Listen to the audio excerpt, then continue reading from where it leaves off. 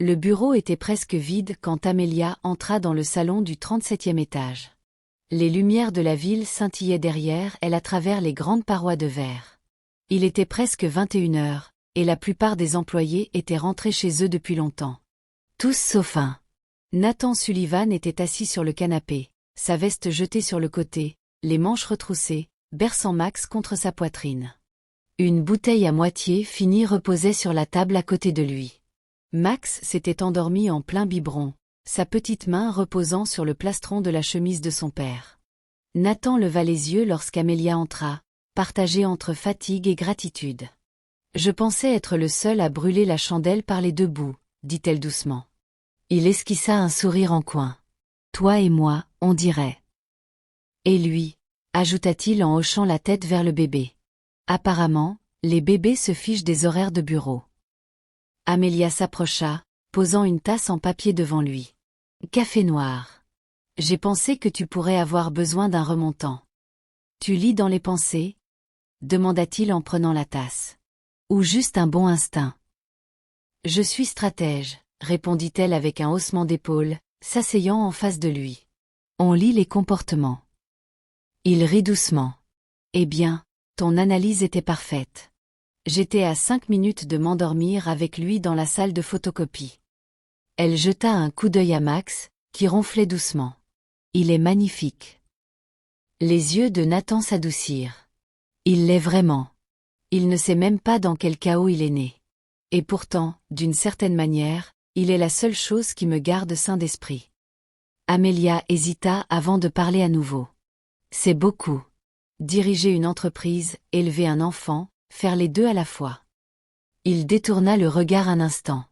Le silence entre eux s'étira, pas gênant, mais lourd de vérités non dites. « Je n'ai pas demandé que ça se passe comme ça, » dit-il enfin. « Ni perdre mon père, ni l'entreprise, ni devenir parent célibataire du jour au lendemain. » Elle ne dit rien. Elle n'avait pas besoin de le faire. Sa présence seule était apaisante. « Mon ex, Vanessa, » continua-t-il, la voix basse, « elle est partie juste avant la mort de mon père. Elle a dit qu'elle voulait une vie sans responsabilité, sans attache.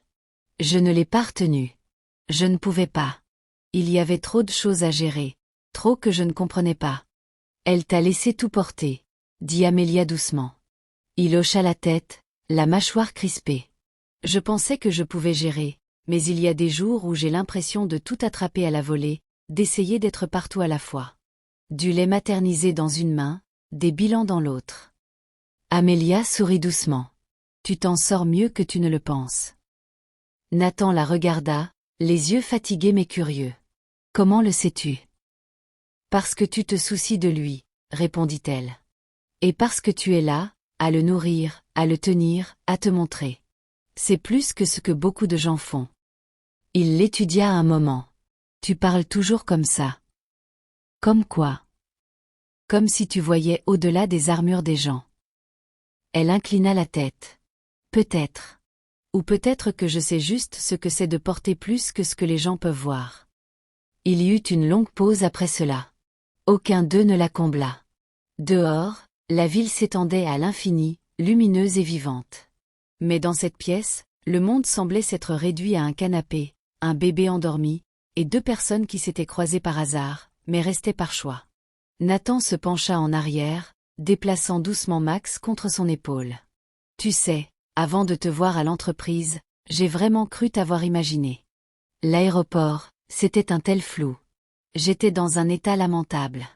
Je me souviens à peine du numéro de la porte. »« C'était C22, » dit-elle avec un petit sourire.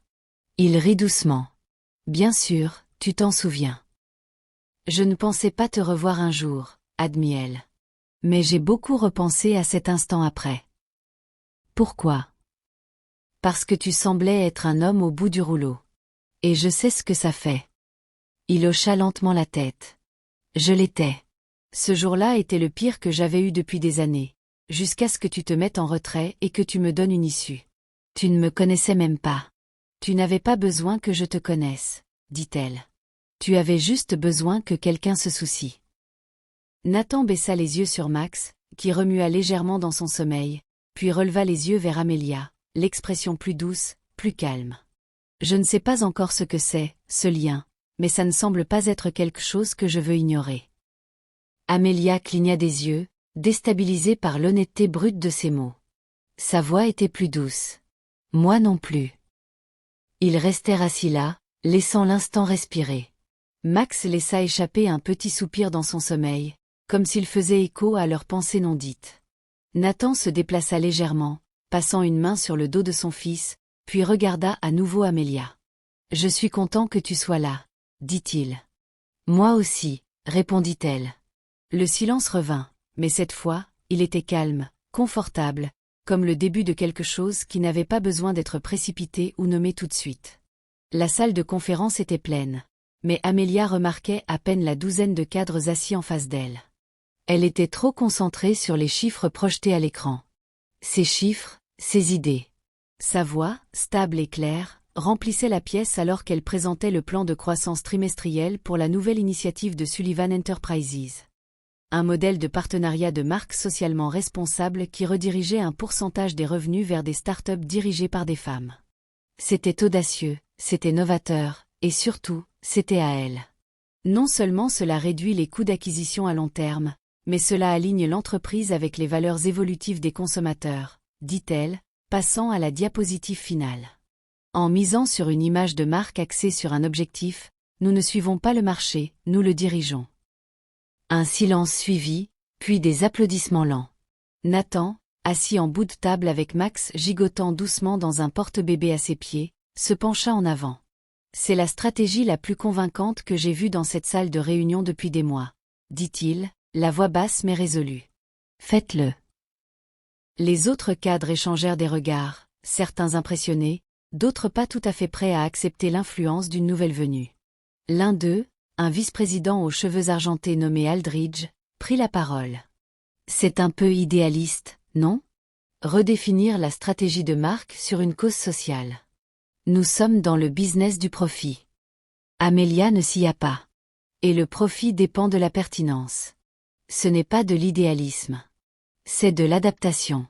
Ne rien faire, et nos concurrents nous dépasseront. Nathan sourit. Elle avait du feu. Le genre qui ne demandait pas de place, mais qui la gagnait. Elle a raison, dit-il, coupant court au murmure. Notre héritage ne peut pas reposer sur une pensée dépassée. Sullivan Enterprises a bâti son nom sur le progrès. Ne le perdons pas par peur. La réunion se termina peu après, certains cadres hochant la tête à contre-cœur, d'autres chuchotant entre eux. Amelia rassembla ses affaires, essayant de ne pas laisser l'adrénaline trembler dans ses mains. Alors qu'elle rangeait, Nathan s'approcha, soulevant Max du porte-bébé et le calant doucement contre son épaule. « Tu as dominé cette pièce, » dit-il en souriant.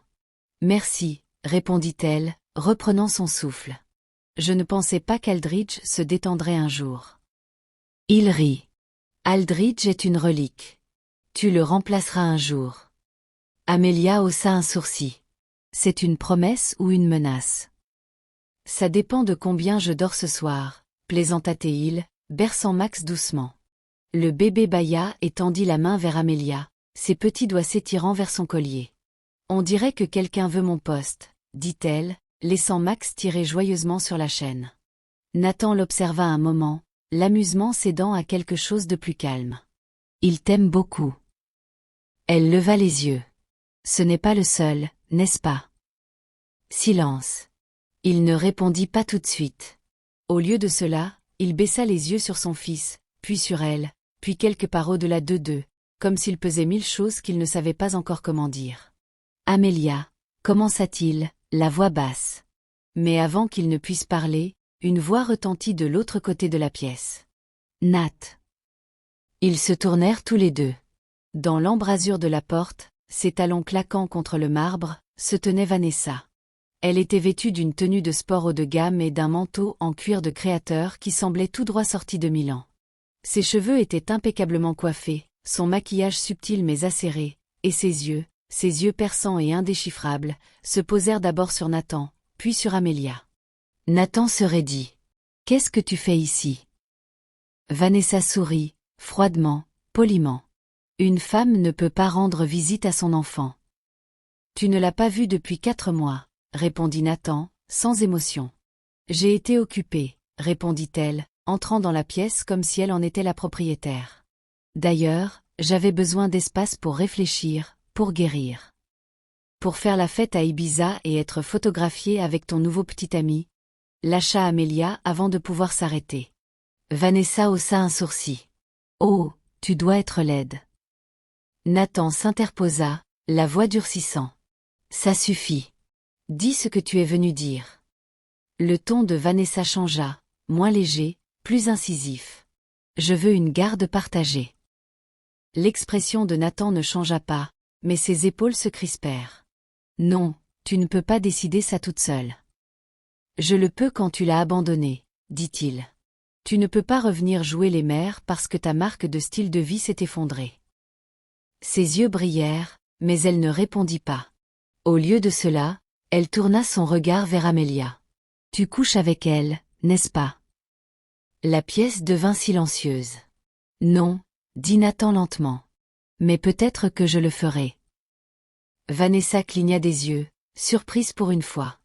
Elle laissa échapper un rire court et amer. Bonne chance avec ça, dit-elle, puis tourna les talons et sortit sans un mot de plus. Le silence s'installa à nouveau. Max gazouilla doucement, inconscient du poids dans l'air. Amelia croisa les bras, essayant de se stabiliser. Ce n'était pas ce à quoi je m'attendais aujourd'hui. Nathan la regarda, les yeux pleins de tempête et de regret. Je suis désolée que tu aies été mêlée à ça. Pas moi, dit-elle doucement. Tu t'es défendu. Pour Max. Nathan exhala et baissa les yeux sur son fils. Je me demandais quel genre d'homme je deviendrais. Si je me contenterais d'hériter du nom de mon père, ou si je construirais quelque chose de moi-même. Il s'avère que tout ce dont j'avais besoin pour devenir cet homme est apparu quand je m'y attendais le moins. Elle le regarda alors, profondément, et réalisa que ce n'était plus seulement une question d'affaires. Ce n'était pas à propos des salles de réunion, des bébés ou des stratégies de croissance d'entreprise. C'était à propos de deux vies brisées qui s'assemblaient lentement, de manière à les rendre tous deux plus forts. Pas encore amants, pas tout à fait partenaires. Mais quelque chose se construisait, quelque chose de trop puissant pour être ignoré. La maison de Ville Sullivan dans le West Village était une relique du vieux New York. Moulures ornées, plancher à larges lattes, et un escalier qui craquait légèrement à la troisième marche. Elle contrastait avec la netteté froide et élégante du siège de l'entreprise. Là où le bureau exigeait la perfection, la maison de ville murmurait des histoires d'amour imparfaitement vécues. Nathan n'avait reçu personne là-bas depuis des mois. Jusqu'à ce soir. Amelia arriva avec un petit sac en papier contenant des pâtes et une bouteille de vin. Le temps s'était rafraîchi, et la ville était dans ce moment doré de l'automne. Les feuilles craquaient sous les chaussures, l'air portait l'odeur du changement. Nathan l'accueillit à la porte, les manches relevées, un torchon jeté sur l'épaule comme s'il avait oublié qu'il était là. « Tu as apporté des renforts, » dit-il avec un sourire, regardant la nourriture. « Je ne te faisais pas confiance pour ne pas incendier ta propre cuisine, » répondit-elle. Il s'écarta pour la laisser entrer. La maison sentait légèrement le romarin et l'ail, étonnamment agréable, et une playlist instrumentale douce jouait en fond, avec du piano et des cordes. Max était étalé dans le salon sur une couverture, gazouillant et donnant des coups de pied à une girafe en peluche. « Il est propre, » dit Nathan fièrement. « Baigné, nourri, couche changée. Tu assistes à la 8e merveille du monde. » Amelia rit et s'agenouilla à côté du bébé. « Et tu n'as pas perdu la tête. » Juste brièvement pendant la partie shampoing. Elle prit Max dans ses bras, lui parlant doucement. « Il grandit tellement. » « Il t'aime plus que la plupart des membres de mon conseil, » dit Nathan, appuyé contre l'embrasure de la porte, la regardant. « Il a bon goût, » répondit-elle, son ton léger, mais ses yeux doux, vulnérables. La soirée se déroula sans prétention. Ils mangèrent ensemble dans la petite salle à manger, passant les assiettes, riant de souvenirs d'enfance, interrompus par les cris périodiques de joie de Max. Nathan avoua qu'il avait essayé d'apprendre à faire des tresses enfants pour impressionner sa babysitter. Amelia admit qu'elle avait postulé pour un emploi chez Sullivan Enterprises 5 ans plus tôt et n'avait même pas reçu de courriel de refus. « C'est embarrassant, » dit Nathan. « Tu veux que je licencie quelqu'un rétroactivement ?»« Tentant, » répondit-elle en souriant. Plus tard, ils s'installèrent tous les trois dans le salon, Max blotti entre eux sur le canapé. Un livre de bébé était ouvert sur la table basse, rempli de premiers sourires et d'empreintes de pieds. Nathan passa une main sur la reliure. J'ai commencé à remplir ça après le départ de Vanessa, dit-il doucement. Ça semblait important, comme si un jour il voudrait savoir que quelqu'un s'était soucié de noter ces choses. Amélia le regarda longuement. Il n'aura pas à se poser la question, Nathan. Il le saura. Nathan déglutit difficilement, les yeux fixés sur la petite paire de chaussettes que Max avait enlevée. Je pensais que la famille, c'était quelque chose qu'on avait ou qu'on n'avait pas. Du sang, un mariage, quelque chose de légal. Il leva les yeux vers elle, le regard scrutateur. Mais je commence à réaliser que la famille, ce sont ceux qui restent, qui se montrent, qui répondent au téléphone à 3 heures du matin quand le bébé est malade et que tu es au bord de la 5e crise. Le souffle d'Amélia se bloqua dans sa gorge. Il parlait non seulement de sa présence, mais à elle, honorant la manière discrète dont elle était entrée dans sa vie sans attente ni exigence. Juste en se montrant, encore et encore. Je ne sais pas ce que c'est, murmura-t-elle. Mais ça semble réel. Nathan hocha la tête. Ça l'est. Le silence emplit l'espace entre eux. Max remua et laissa échapper un petit soupir satisfait, sa petite main se posant par hasard ou par destin sur celle d'Amélia et de Nathan. Ils baissèrent les yeux, puis se regardèrent, et quelque chose changea. Pas avec un baiser ou une grande déclaration, juste un souffle partagé, une vérité partagée que ce quelque chose, quoi que ce soit, devenait plus profond, plus stable, quelque chose comme un foyer. Amélia aida à coucher Max, le bordant doucement et fredonnant une berceuse qu'elle se souvenait à peine avoir apprise. Nathan se tenait dans l'embrasure de la porte, les bras croisés, la regardant comme si elle était la dernière pièce d'un puzzle qu'il ne savait pas manquer. Quand elle se retourna, elle le surprit à la fixer. « Quoi » demanda-t-elle, repoussant une mèche de cheveux derrière son oreille. Il s'approcha, la voix basse. Je me demandais à quoi ressemblait la stabilité. Ce que ça faisait. Pas seulement pour Max, pour moi.